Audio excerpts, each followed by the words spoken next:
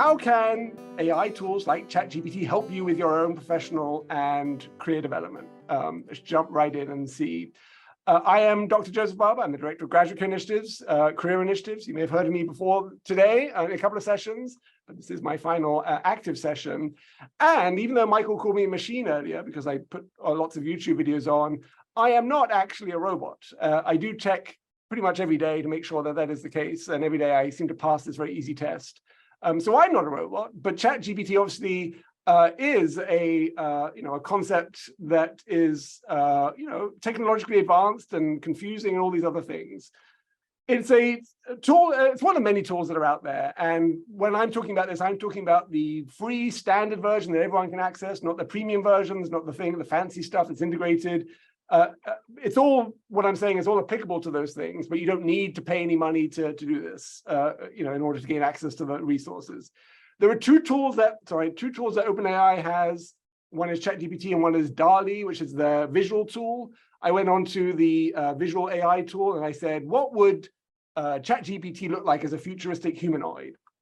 And this is what it came up with. So as you think about ChatGPT, you can keep this in mind and keep whatever else in mind, but the fancy glowing belt buckle ChatGPT could be the future of our engagement.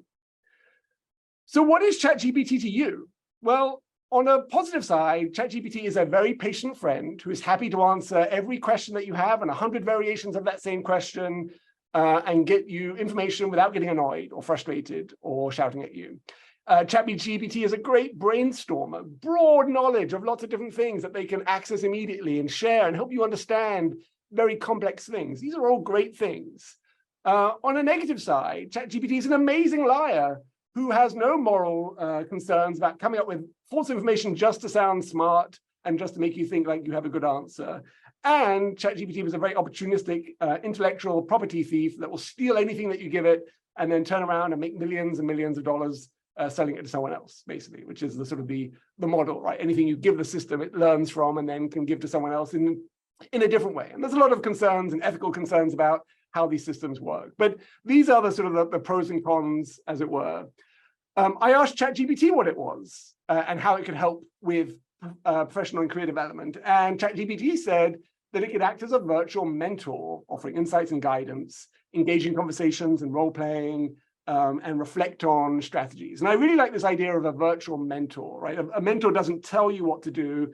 They help you and reflect on what you want to do and give you different perspectives and different ways of thinking about that. And I think that's a very smart way of thinking about these systems, right? They're not there to say, you should do X, because what do they know, all right? And what do they know about you? But you can sort of say, I'm thinking about doing X. What are some different perspectives that I should bear in mind?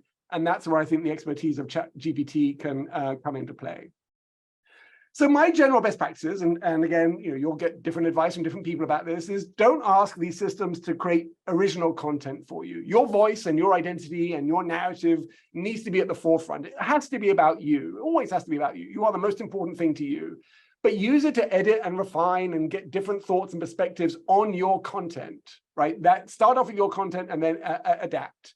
When you are brainstorming with someone, it's great to get different ideas thrown at you. How about this? How about this? How about this? ChatGPT does that in an amazing way because you can say, give me 15 different approaches or ideas connected with this, right? And it becomes then a much easier way for you to get different ideas that allow you to think about original ways of doing what you're doing. Don't trust any data that it gives you, any numbers, any references, anything, right? It's all lies, it's all made up, not because it means to, but because it doesn't know the difference between made up data and not made up data. I'll share, in the link I shared a blog post that I wrote about this with examples of references that sound really great, academic references in journals, but that are totally made up. And then I said, these are made up, and it's like, oh, sorry, here's better ones. And they were made up too, right? So don't trust anything. And then you may have your own ideas about what you want to share with the world, but don't give it anything that you don't want to be used elsewhere. Not in the same way that you've used it, but a person may see it or it may be used in different ways, or your intellectual property may be gone. So that's a philosophy that you'll have to grapple with. What I'm going to focus on today is how ChatGPT intersects with these sort of 5 standard parts of the job process, right? This is what we at Career Services talk about a lot. So how can it help you as you are thinking about these different elements for your future moving forward? And I'm going to give you examples of the questions I ask you don't have to really look at the content that comes from it, right? It's a lot of words, but it's the questions that I ask and why those are important that I think can be helpful to you moving forward. I asked the DALL-E system to come up with images throughout this to identify different things. So here's another image of ChatGPT as a humanoid figure in an oil painting style, thinking pensively into the future. But career exploration, let's think about this. I've used this example many times already today, but if I wanted to say, what does a financial analyst do at a university, I'm going to get baseline information about what that looks like. Baseline information that I can then understand different words, different terminology, different roles. And if I'm then going to network with someone, I at least have a good solid baseline of information that I can use to ask better questions, right? So what does someone in X role do, whatever X is a great way to start gathering information. And then you can look for sites and look for other information to add to that. What skills are used in X role, right? So what communication skills are used in a career center? And as I look through this list, it's perfectly accurate, right? Being an active listener, doing counseling, doing advising, updating the website, doing social media, helping people with cover letters. These are all accurate things, right? I have no fault with what this information is. And again, really helpful for you if you're thinking about a role, moving into a role in the future, what skills do you need to build? Then you can ask people that you're networking with, hey, how important is this skill, right? You don't have to say, I found this skill on ChatGPT and it told me this, but you can say, I know this is important. How important is it to you, right? And then you can sort of clarify with an actual person. What does X skill actually mean? I see this a lot in job descriptions where, if you're applying for a job in industry and pharmaceutical industry, you get phrases like, must be able to work cross-functionally in a matrixed environment. And sometimes I ask students that I meet with, do you know what that means? And they're like, no, not really. This is a great way of beginning that process, right? What does this term mean in this setting? The second prompt that I didn't ask, what are 10 examples of what this work looks like in the biotech industry? That's a really great way of making it come to life, right? The description of cross-functional is okay. It's fairly functional, but getting real-world examples of what it could look like, and then sort of asking follow-up questions. What would someone in an entry-level role do that is cross-functional? Gives you a sort of a very nice perspective of different types of roles or different skills that are used in these types of opportunities. So, these are great ways to sort of explore careers that are out there. Don't ask it trends question, at least don't ask the free version, because it stopped in 2021 and the world continues to change at a rapid pace, right? So there are limitations in terms of what you might ask. Recent trends are not things, or current trends are not things that I would pose. Networking. So here's my picture. I asked for digital art of an introvert networking in an Ivy League university. And if you weren't terrified of networking before, now look at this picture, you probably are terrified of networking, because there's all sorts of things that are terrifying about this networking picture. Here's my LinkedIn profile. Here's my headline: engaging communicator, creative leader, broad expertise in career development and animal behavior. What I asked ChatGPT to do is to take the summary section that I'd written in my LinkedIn profile and come up with 5 versions of a headline for LinkedIn, right? So that I gave it this information. So here's my current one, engaging communicator, that I came up with. And then here are 5 examples that it came up with, not that I would use directly, but I might say, oh, that's a nice turn of phrase. That's a nice way of describing me. That's something I haven't thought about before. And then I could, pull those different things together to update my own version, right? So it's a really great way of thinking strategically and creatively about ways that you can create your brand, right? Because sometimes you get caught in your own head. I am this thing. I only do this thing. I'm a career advisor. I'm whatever that is. But then you ask based on information that you give it, and you might get different things coming out from that process. Then I gave it my resume. I was happy to give it my resume. I'm sure I gave it before I even thought about whether I should give it my resume. And I say, create 5 versions of my headline using my resume. Now, what you'll see different here is that the science version of me, the welfare version of me, is downplayed, because my resume tends to be more focused on me as a career advisor, applying to career advisor relevant roles. And so a lot of what you see here is specific to the narrative that I created in my resume, but all still accurate about me, right? Nurturing career success for thousands of graduate students. I may not have met with thousands of graduate students, but I do serve thousands of graduate students. Again, you'd refine it based on your own narratives, but a really great way of beginning to see yourself in different ways. Create a networking plan for me to go from being a career advisor to the vice provost of university life or student affairs, right? So it's a big picture leap. What would I need to do, right? And this was a 12-month breakdown of the things I can be doing, and I cut it off halfway through. But all things that are important, right? All things that aren't going to happen in 12 months necessarily, but it gives me structure where I might have felt rudderless before, right? So giving you a sense of what is a plan, and then you can augment that plan, make this plan more about meeting people. Who should I meet, right? And then you can sort of get different types of additions to that. NASPA and ACPA are accurate professional associations, so it's spot on there in terms of some of those suggestions.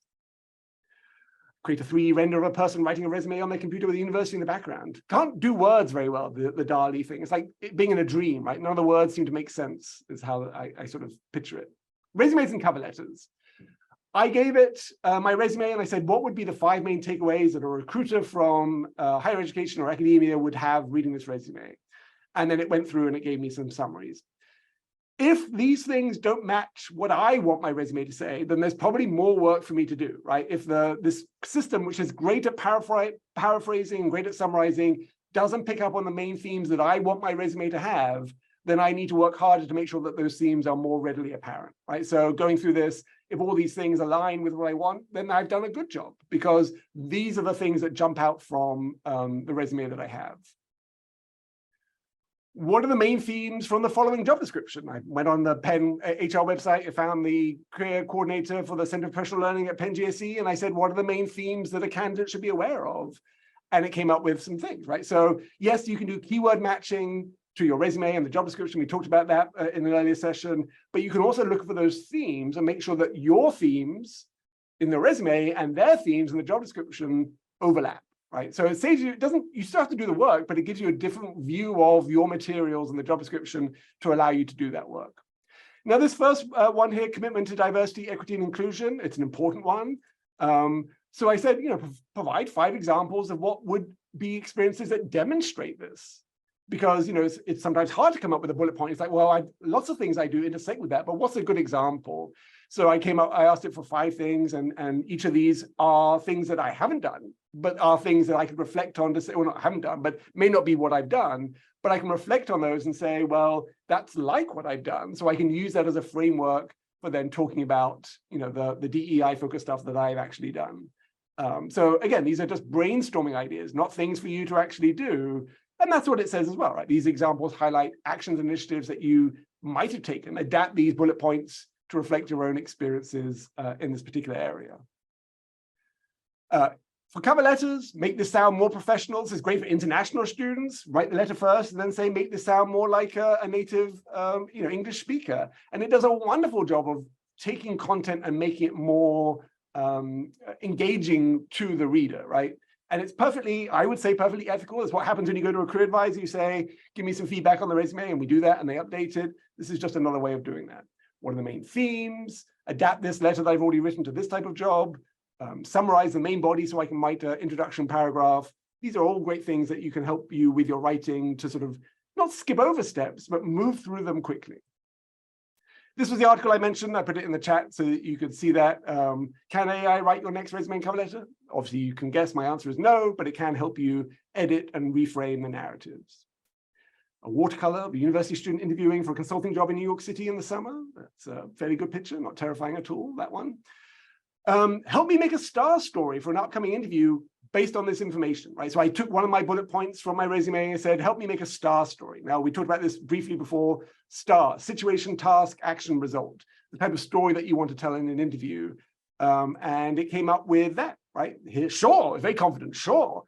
And then it breaks down the narrative here. Now, again, it only has the information I've given it. So it's probably going to extrapolate when it gives me its feedback here, but I can edit and adapt it back to what I actually did. It just provides that structure, which makes it much easier to start the process of coming up with content that then you can use if you were doing an interview. I came up with a script for tell me about yourself, right? And I said, what feedback would you give, right? And, it says, you provide a comprehensive overview of your experience and highlights relevant skills and accomplishments. And I call that lies because it doesn't actually know if that's who I am, right? It's just saying that it sounds okay. So again, you have to pass through the positive exuberance of this is great and look at the sort of what it's trying to get to in the content. And so the structure and the focus quantifying things. The advice that's actually given is actually really helpful advice, right? Again, it's just giving you ideas about how you can take that type of information and apply it to the answer that you, or the answer to the interview question that you are working on.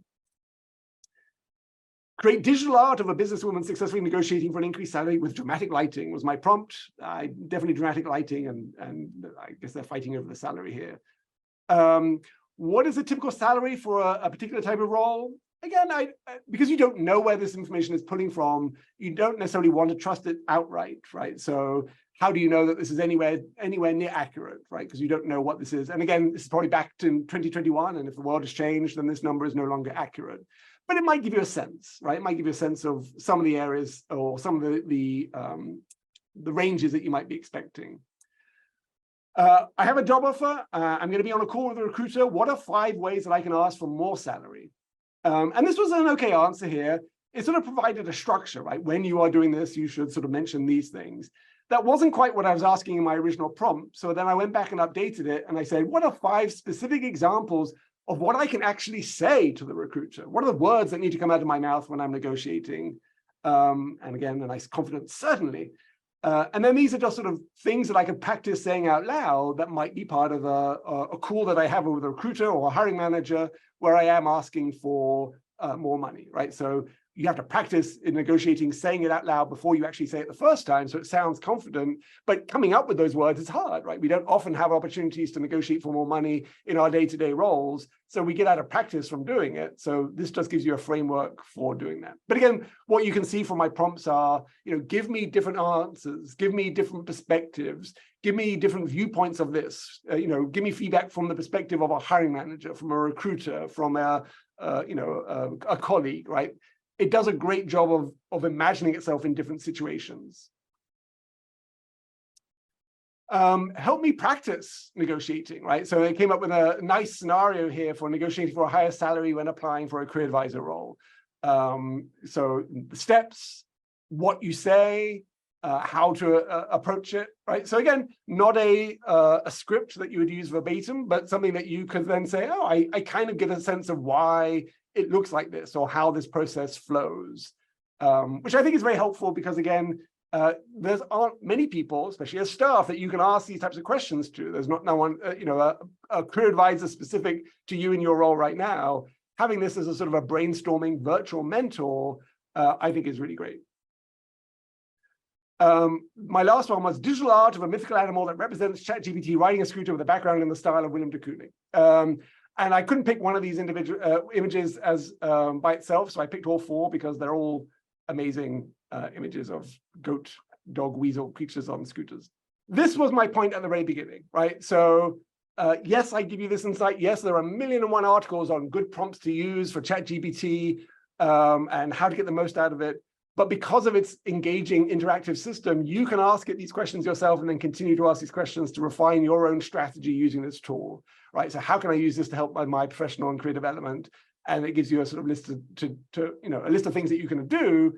You could go into each one of these and say, expand on this and make a 12-month plan, expand on this and give me action items, help me, work through this or whatever that looks like. And that's the key difference here, right? It's the iterative follow-up questions that we have with actual people that you can't do with Google, topics, but that you can do in this context. So hopefully this is sort of an opportunity for you to sort of be more comfortable with this. You don't have to buy into AI, you don't have to do it, but it is here. It will stay. It will at one point be expensive, I'm sure, if it's no longer free. So now's a great time just to sort of get comfortable with it, but also, feel like you have barriers and boundaries that you do not have to engage with it, and you definitely don't have to share information with it that you don't want to.